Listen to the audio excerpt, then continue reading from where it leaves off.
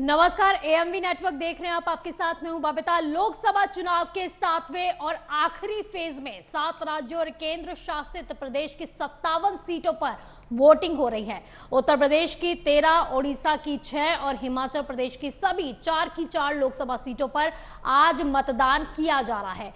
UP की बात करें तो यहां हाई प्रोफाइल सीट और पीएम नरेंद्र मोदी के संसदीय क्षेत्र वाराणसी और वहीं पर गोरखपुर, मिर्जापुर, चंदौली, घोसी, गाजीपुर, महाराजगंज, कुशीनगर, देवरिया, बांसगांव, सलेमपुर, बलिया और रॉबर्ट्सगंज सीट भी शामिल है।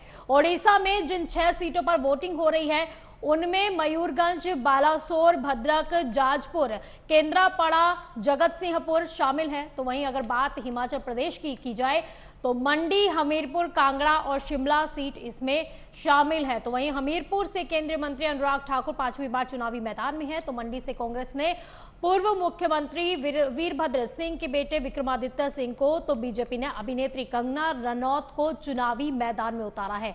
कांगड़ा से कांग्रेस ने आनंद शर्मा को मैदान में उतारा है। यानी कि अगर देखा जाए तो लगभग जिन 57 सीटों पर आज चुनाव होने जा रहे हैं, कांटे की टक्कर देखने को मिल रही है।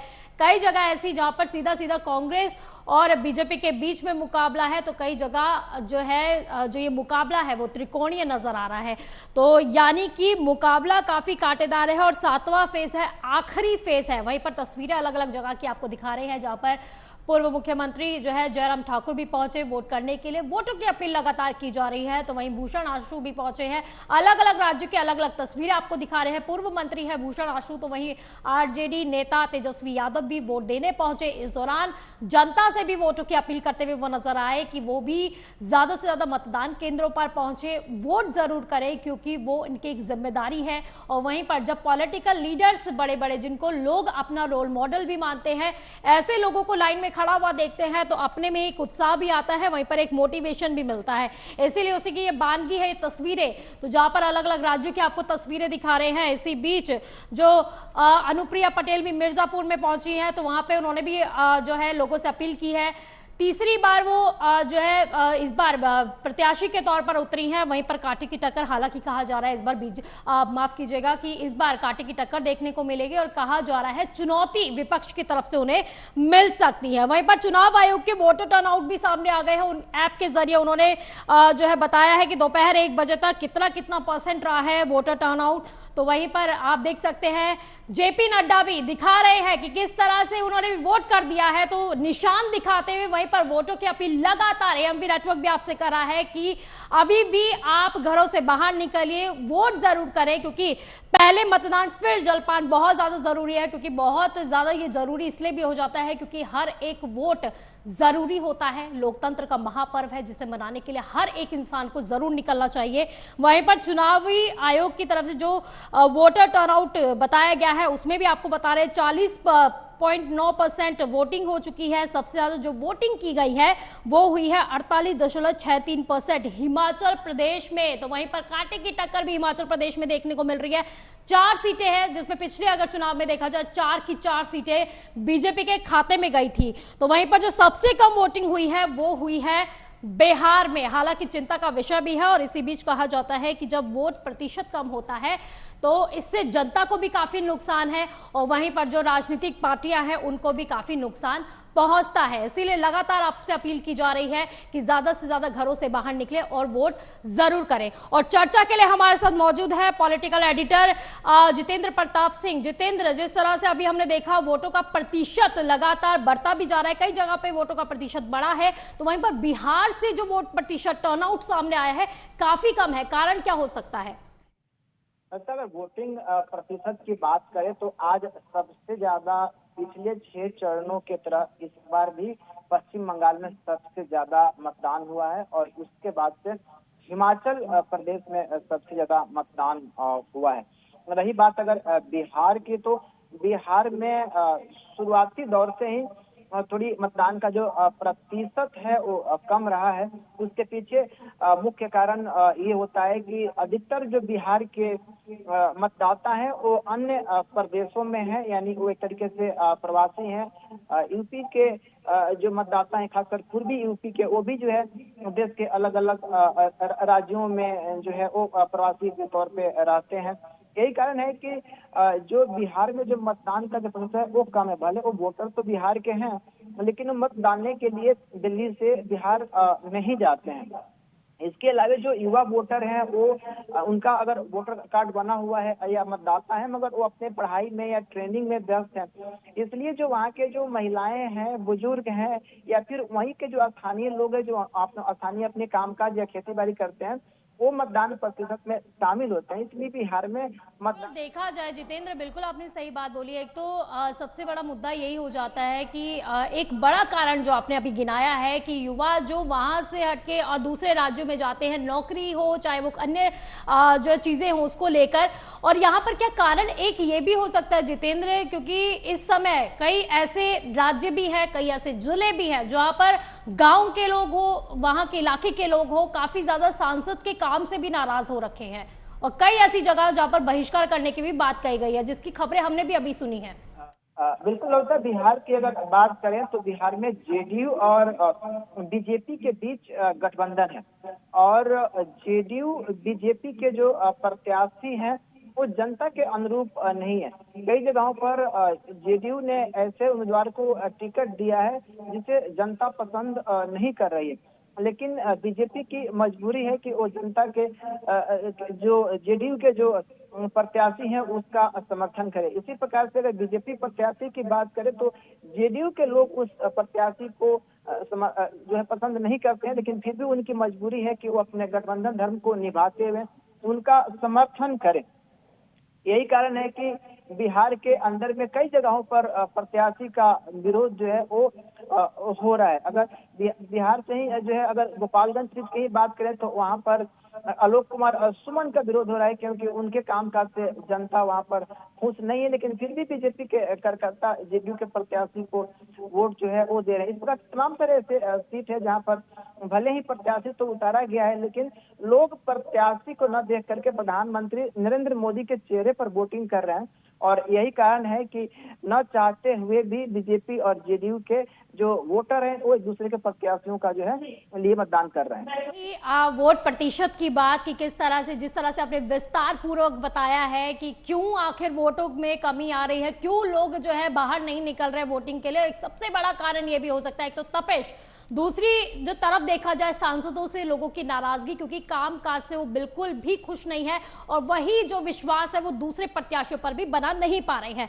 ये तो रही वोट टर्नआउट की बात। लेकिन अगर जितेंद्र देखा जाए कि वीआईपी सीटों की अगर बात कर ली जाए, जो हॉट सीट जिस पर सबकी निगाहें बनी हुई है, वाराणसी सबसे ज्यादा वीआईपी सीट है, क्योंकि खुद प्रधानमंत्री नरेंद्र मोदी का यह संसदीय क्षेत्र है। लेकिन इस बार जो प्रत्याशी उतरे हैं अजय राय, खुद वो बीजेपी में रह चुके हैं, 2012 में रणनीतियां भी उन्हें पता है बीजेपी की, और इस बार सीधे सीधे पीएम नरेंद्र मोदी को टक्कर दे रहे हैं। कितनी ज्यादा चुनौती है? देखिए बता, अगर अजय राय की बात करें तो अजय राय का जो पूरा बैकग्राउंड है वो एबीवीपी से शुरू होता है। सबसे पहले अजय राय अखिल भारतीय विद्यार्थी परिषद में थे, जो भारतीय जनता पार्टी का स्टूडेंट यूनियन है।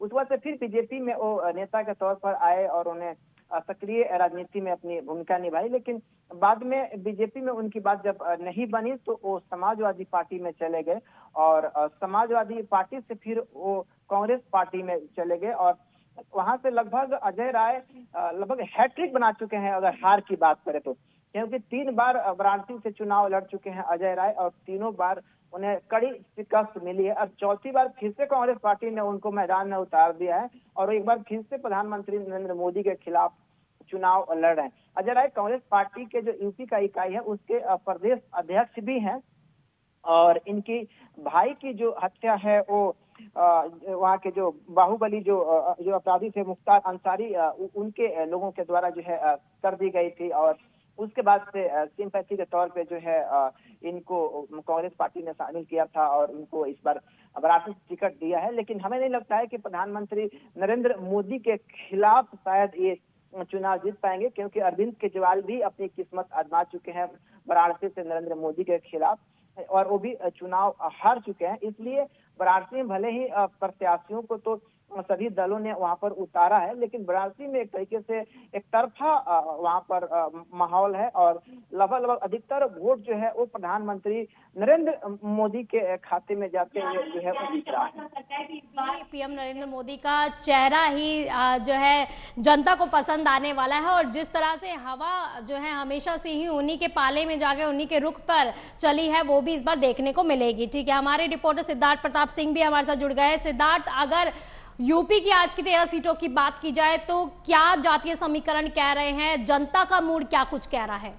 देखिए, बिल्कुल आपको बता दें, इन सीटों पर सबसे महत्वपूर्ण है दलित ओबीसी का जो समीकरण है वो काफी महत्वपूर्ण है और ये चाबी है चुनाव इन 13 सीटों की। जो इन 13 सीटों पर जो पाएगा वही उसकी जीत होगी। लेकिन एक चीज सबसे महत्वपूर्ण है, बनारस की बात कर ले, वाराणसी की बात कर ले, तो वाराणसी में चुनाव जो है सीधे मार्जिन को लेकर है। वहां पर किसी प्रकार से कोई लड़ाई देखने को नहीं मिल रही। इस बार 3 बार वो हैट्रिक लगा चुके हैं अजय राव। पहले समाजवादी पार्टी में थे, उसके बाद पहले कांग्रेस, उसके बाद फिर कांग्रेस में आए, लेकिन कहीं ना कहीं इस बार भी मार्जिन को लेकर है। देखिए, एक चीज सबसे महत्वपूर्ण है बनारस वाराणसी को लेकर, चाहे मुसलमान की बात कर ले या हिंदू आबादी की हिंदू की बात कर ले, यहाँ ये सब चीजें कुछ नहीं है। यहाँ पर सीधे सीधे विकास एक मुद्दा है और आपको सबसे खूबसूरत दिखेगा, लोकतंत्र की खूबसूरती देखनी हो तो वाराणसी के चुनाव को देख लें। हर जात वर्ग के लोग बस एक ही चीज है, विकास के मुद्दे पर वोट करें, चाहे कॉरिडोर की बात कर लें या फिर चाहे कृषि की बात कर लें या फिर जिस तरीके से आवास दी गई उसकी बात कर लें, तो पूरी तरीके से विकास का मुद्दा है। और देखिए, बीजेपी ने तो एक नारा दिया था, आपकी बार 6 लाख के पार, तो कहीं ना कहीं इस बार 6 लाख के पार की उम्मीद है। पिछली बार भी लगभग बड़े अंतर से जीत हुई थी प्रधानमंत्री की, तो इस बार भी उम्मीद है कि लगभग बड़े अंतर के साथ जीत होगी। लेकिन सिद्धार्थ, यहाँ पर अगर गोरखपुर सीट की भी बात कर ली जाए, क्योंकि सीएम योगी आदित्यनाथ का गढ़ भी है और साथ ही साथ अभी तक जो रवि किशन है, जो कहा जा रहा है कि उनके चेहरे पर ही, सीएम योगी आदित्यनाथ के चेहरे पर ही वो जीतते आ रहे हैं, इस बार भी उन्हें प्रत्याशी बनाया गया है। लेकिन जो विपक्ष की तरफ से जिन्हें उतारा गया है प्रत्याशी के तौर पर, वो भी एक एक्टर है। तो यानी एक्टर्स वर्सेस एक्टर का है यहाँ पर चुनाव, और यहाँ पर जो लड़ाई है, कांटे की टक्कर है, वो दोनों के बीच में है। तो क्या लगता है इस बार जो है विपक्ष भारी पड़ने वाला है? देखिए, वहां की सीधा वहां पर गोरखनाथ पीठ का एक अपना दबदबा रहा है और मुख्यमंत्री उसी पीठ से आते हैं, तो कहीं ना कहीं वहां भी सीधी लड़ाई देखने को मिल रही है, थोड़ी बहुत टक्कर है। लेकिन एक चीज है, काजल निषाद के साथ एक माइनस पॉइंट है, वो पहले भी चुनाव लड़ चुकी है, विधानसभा चुनाव लड़ी, हार बिल्कुल, और मेयर का चुनाव भी, जी उन मेयर का चुनाव लड़ी, उसमें भी हार का सामना करना, तो उन्हें हार की हैट्रिक बनाई है। तो कुछ ऐसा कुछ है नहीं, बहुत ज्यादा कुछ देखने को नहीं मिल रहा है। देखिए, रवि किशन के चेहरे पर चुनाव नहीं हो रहा, चुनाव सीधे Yogi factor plus Modi factor, Modi magic काम कर रहा है और मोदी मैजिक वहां पर काम करे। जमीनी हकीकत है, जमीनी हकीकत इस समय यह है कि देखिए, सीट जो फंसी दिख रही है, महाराजगंज की सीट जो है, इस चरण में महाराजगंज, देवरिया, इन सब सीटों पर लड़ाई देखने को मिल रही है। और खासकर बलिया की बात कर ले, बलिया की सीट जो है वो कहीं ना कहीं फंसी दिख रही है। पिछली बार भी बहुत कम वोटों से सब वहां पर जीत हुई थी बीजेपी की, 15,000 वोटों से मात्र सनातन पांडे हारे थे। इस बार देखना यह है कि जिस तरीके से वीरेंद्र मस्त का टिकट काट दिया गया, नीरज शेखर को चुनाव लड़ाया गया, ये सब चीजें हैं। वो सियासी समीकरण की बात कर ले, महंगाई, बेरोजगारी, ये सब चीजें। और एक चीज सबसे महत्वपूर्ण है, वहां पर स्वास्थ्य व्यवस्था को लेकर लोगों में काफी नाराजगी। अगर आपको कोई बड़ी बीमारी होती है तो आप लखनऊ या दिल्ली की तरफ रुख करेंगे, तो ये सब चीजें हैं। देखिए, बलिया है, ये सीटें फंसी दिख रही। देवरिया की बात कर ले, देवरिया में भी इस बार लड़ाई देखने को मिल रही है। तो और महाराजगंज में आपको बता दें कि पंकज चौधरी चुनाव लड़ रहे हैं। पंकज चौधरी ये 6 बार से ज्यादा जीत चुके हैं चुनाव वहां पर, तो इस बार वहां भी। और देखिए, महाराजगंज में वोटिंग खूब हुई है, 52% के करीब लगभग वोट हो चुका है। तो कहीं ना कहीं इस बार जो है कुछ सीटें हैं, और कुछ सीटों पर मिर्जापुर की बात कर ले, उत्तर प्रदेश के मिर्जापुर में भी इस बार थोड़ी बहुत लड़ाई देखने को मिल रही है। जो चुनाव लड़ रहे हैं रमेश बिंद, वो भदोही से सांसद थे और वो इस मिर्जापुर से आके चुनाव लड़े। और वहां पर एक चीज है, थोड़ा बहुत नुकसान जो कर रहा है बीजेपी का, वो जिस तरीके से जनरल बिरादरी से जो आते हैं उनको टिकट दे दिया गया है, वो भी काफी नुकसान कर रहे हैं बीजेपी का कहीं ना कहीं वहां पर लड़ाई देखने को मिल रही। लेकिन यानी कि सिद्धार्थ, कहा जा सकता है कि इस बार थोड़ा बीजेपी की जो राहें हैं काफी मुश्किलें भी है, क्योंकि एक तो मुद्दों का प्रभाव भी है, उसी बीच जो है एंटी इनकम्बेंसी जो चल रही है अंदर ही अंदर, उसका भी कहीं ना कहीं नुकसान उन्हें उठाना पड़ सकता है। जितेंद्र, जिस तरह से देखा जा रहा है मंडी की तरफ अगर हम बात करें, हिमाचल प्रदेश की वीआईपी सीट है, हॉट सीट है, जिस पर सभी की निगाहें बनी हुई है, जहां से बीजेपी ने कंगना रनौत को उतार दिया है। वहीं पर दूसरी तरफ देखा जाए तो वीरभद्र परिवार से विक्रमादित्य, जो कि उनके पुत्र है, उन्हें उतारा गया है। तो क्या लगता है इस बार स्टारडम जो है वो विरासत पर भारी पड़ेगा? बिल्कुल लगभग जो कंगना रनौत की चुनावी सभाओं की अगर बात करें और भीड़ को अगर देखें, तो स्थिति वही नजर आ रही है कि स्टार दम जो है वो कहीं ना कहीं जो सियासत की जो विरासत की राजनीति है उस पर जो है उस सियासत भारी पड़ने वाली है। रही बात अगर वीरभद्र सिंह के पुत्र विक्रमादित्य सिंह की, तो विक्रमादित्य सिंह जो है वो शाही राज परिवार से आते हैं। हालांकि अभी फिलहाल वो हिमाचल प्रदेश विधानसभा के सदस्य हैं और उनको जो वहां पर जो राजनीति में जो उनकी जो भूमिका है वो विरासत के तौर पर उन्हें मिली है। लेकिन कांगड़ा रनौत के खिलाफ उनको उतारना कहीं ना कहीं जो है कांटे की टक्कर भी इसे माना जा सकता है, क्योंकि कांग्रेस के जो पूर्व मुख्यमंत्री रहे हिमाचल प्रदेश से वीरभद्र सिंह उनके बेटे हैं और वीरभद्र सिंह का काफी लंबा प्रभाव जो है रहा है हिमाचल प्रदेश की राजनीति में। हो सकता है कि वीरभद्र सिंह के चेहरे को कांग्रेस पार्टी की वर्तमान सरकार को और इसके अलावा शाही राज घराने के इन सबके फैक्टर भी उनके फेवर में हो, लेकिन कंगना रनौत जो है वो काफी मजबूती से चुनाव लड़ रही हैं और उनका भी पलड़ा जो है भारी दिख रहा है। लेकिन यहाँ पर अगर बात कंगना रनौत की हम करें तो आला कमान ने जब उन्हें टिकट दिया तो बीजेपी के अंदर ही अंदर जो है एक उनके विरोध के सुर भी उठने शुरू हो गए थे। तो वहीं पर ऐसे में जो बीजेपी नेता थे, कई ऐसे बीजेपी नेता थे जो नाराज हो गए थे और इनमें से एक थे दिनेश भाटी, जो पार्टी छोड़कर कंगना के खिलाफ अब निर्दलीय चुनाव लड़ रहे हैं। तो क्या कहा जाए, जो कंगना रनौत के खिलाफ जो है दिनेश भाटी सामने खड़े हो गए, उसका फायदा विक्रमादित्य को मिल जाएगा? देखिए, जो पार्टी का जो वोट होता है वो पार्टी कैडर का वोट होता है। पार्टी जिस भी प्रत्याशी को टिकट देती है, पार्टी के जो कार्यकर्ता होते हैं, वोटर होते हैं, वो उसी प्रत्याशी को वोट देते हैं। अगर कोई पार्टी से बगावती तेवर अपना करके अगर चुनाव में जाता है तो उसे बहुत ज्यादा लाभ नहीं मिलता है। और ये सिर्फ बीजेपी के साथ ही नहीं, ये चीज सभी दलों के साथ है, चाहे कांग्रेस हो, चाहे सपा हो, चाहे बसपा हो या चाहे आरजेडी हो।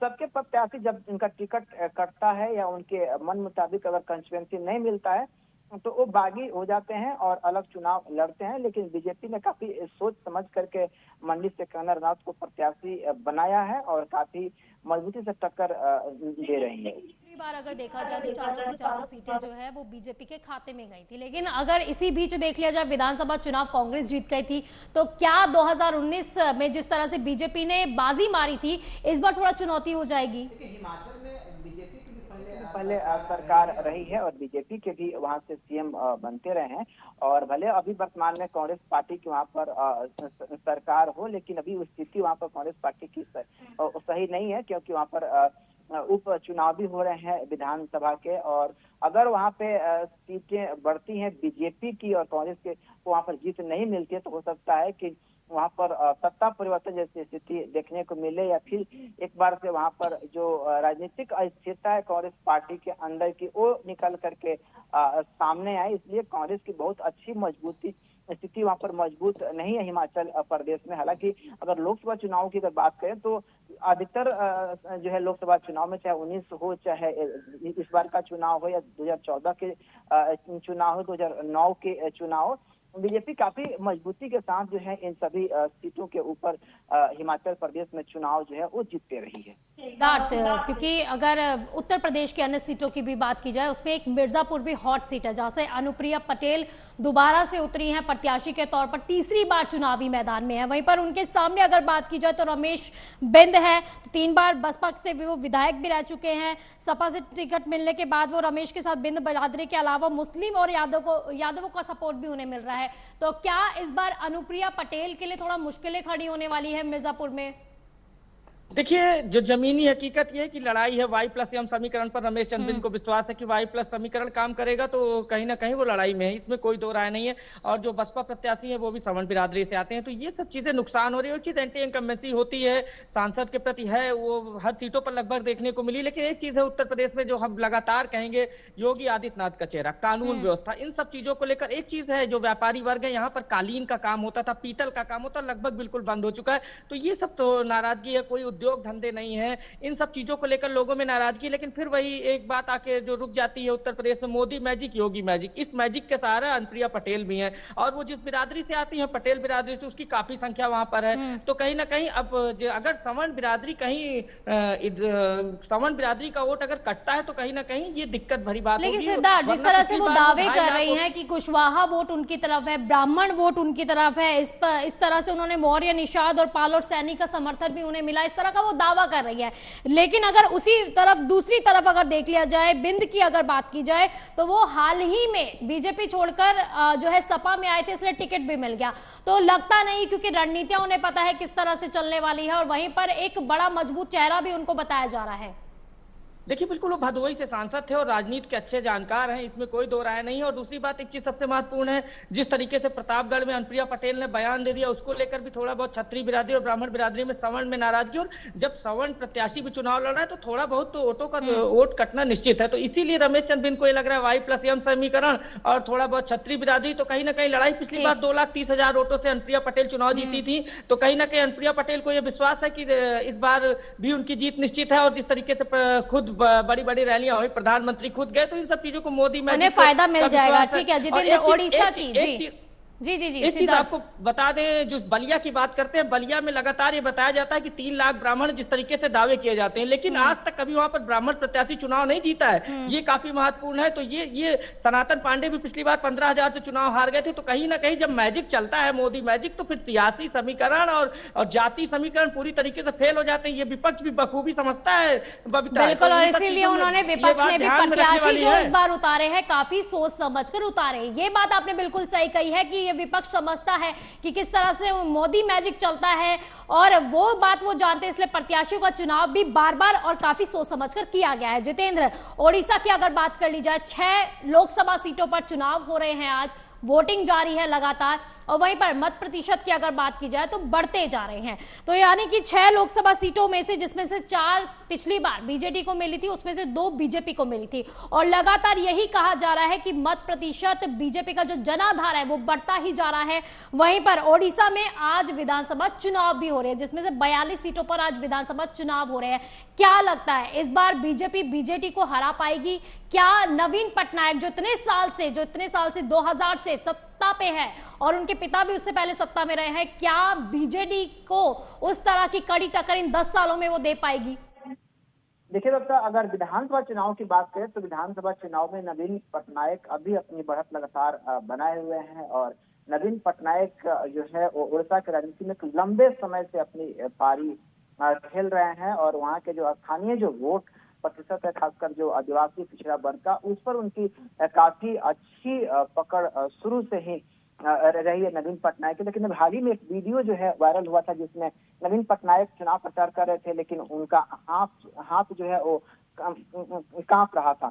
इसको लेकर के भी बीजेपी ने एक मुद्दा बनाया था कि देखिए अब इनकी स्थिति ऐसी आ गई है, लेकिन फिर भी राजनीति नहीं छोड़ने को तैयार है। इसलिए कहीं न कहीं अब सत्ता परिवर्तन का जो है समय है और उड़ीसा के जनता को जो है एक नए राजनीतिक दल की तरफ जो है अपना रुख करना चाहिए। यानी जितेंद्र, एक तरफ से ये समझा जा सकता है कि पीएम नरेंद्र मोदी ने एक जो है बड़ी घुमा के एक बात समझाई है जनता को कि इन्हें कुर्सी से कितना प्यार है, नवीन पटनायक को कुर्सी से कितना प्यार है कि हालत ऐसी हो रखी है, लेकिन उसके बावजूद भी कुर्सी और सत्ता छोड़ने को तैयार नहीं है। वहीं पर अगर देखा जाए, क्योंकि हाल ही में जब पीएम नरेंद्र मोदी चंडीपल्ली में आए थे तो वहां पर उन्होंने विकास का मुद्दा काफी उठाया, क्योंकि ओडिशा की अगर बात की जाए तो विकास और गरीबी सबसे बड़ा मुद्दा है, उसी को उन्होंने जो है मुद्दा भी बनाया। और वहीं पर इसी बीच जो है उन्होंने कहा था कि बीजू पटनायक है, उनको भारत रत्न मिलना चाहिए, और सब ये लोग जानते हैं कि वो रोल मॉडल है ओडिशा के लोगों के लिए। तो क्या लगता है, अगर बीजू पटनायक को बीजेपी भारत रत्न देती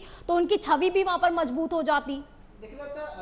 लंबे समय से भारतीय राजनीति में अक्सर देखा जाता था कि जो भी सम्मान होते थे, चाहे अगर किसी को भारत रत्न देने की बात हो या पद्मश्री देने की बात हो या पद्म भूषण देने की बात हो, तो सिलेक्टिव तरीके से सिलेक्टिव लोगों को दिया जाता है। लेकिन पिछले अगर 10 वर्षों के नरेंद्र मोदी के शासन की अगर बात करें तो अधिकतर ऐसे लोगों को वहां पर जो है जो भारत के जो महत्वपूर्ण जो जो सम्मान है, चाहे वहां पर जो है अगर भारत रत्न की ही बात करें या फिर जो है अन्य किसी प्रकार के सम्मान को बीजेपी ने देने का प्रयास जो है वो किया है। वहां पर लोकसभा के भी चुनाव हो रहे हैं और वहां पर मयूरभंज एक सीट है जो कि काफी महत्वपूर्ण सीट है और उस मयूरभंज सीट के ऊपर जेएमएम के प्रत्याशी वहां से चुनाव लड़ रही है, जो कि शिबू सोरेन की बेटी है और हेमंत सोरेन की बहन है, क्योंकि एकमात्र ऐसा सीट है जहां पर जेएमएम जो है झारखंड से बाहर वहां पर चुनाव लड़ रहा है और वहां पर जो है वो हेमंत सोरेन ने अपनी बहन को तय, हालांकि उनके पति दिवंगत हैं, लेकिन वहां पर सबसे महत्वपूर्ण फैक्टर ये है कि पूरा का पूरा जो इलाका है मयूरभंज वो आदिवासी बहुल इलाका है और वहां पे बड़े पैमाने पर ईसाई धर्मांतरण का जो रैकेट है वो चलता है और 1932 से वहां पर ईसाई मिशनरियां काम कर रही है और उसी मयूरभंज जिले में दारा सिंह की जो है गिरफ्तारी हुई थी और उनके ऊपर आरोप लगा था कि जो ग्राहम स्टेन था जो सिडनी से आया था वहां पर ईसाई कन्वर्जन के लिए और बाद में जो है एक कार हादसे में जलकर उसकी मौत हो गई। जी, तो यानी ओवरऑल अगर देखा जाए चाहे बिहार हो या अन्य राज्य हो जिसमें 57 सीटों में से जिसमें खुद अकेली बीजेपी ने 25 सीटें जीत ली थी, वहीं पर आज भी वहां पर चुनाव हो रहे हैं। 2019 में अगर बात की जाए तो 25 सीटें खुद ब खुद बीजेपी के खाते में गई थी जिसमें उन्हें काफी फायदा भी पहुंचा था। अब देखने वाली बात यह होगी कि इस बार कितना फायदा बीजेपी को मिलने वाला और कितनी बड़ी चुनौती विपक्ष, क्योंकि इंडिया अलायंस उनके सामने खड़ा है, कितनी बड़ी चुनौती उनके सामने खड़ी है। फिलहाल के लिए बहुत बहुत शुक्रिया चर्चा में शामिल होने के लिए आप दोनों का। तो इलेक्शन की पल पल की अपडेशन आपको देते रहेंगे, देखते रहिए एएमवी नेटवर्क। नमस्कार।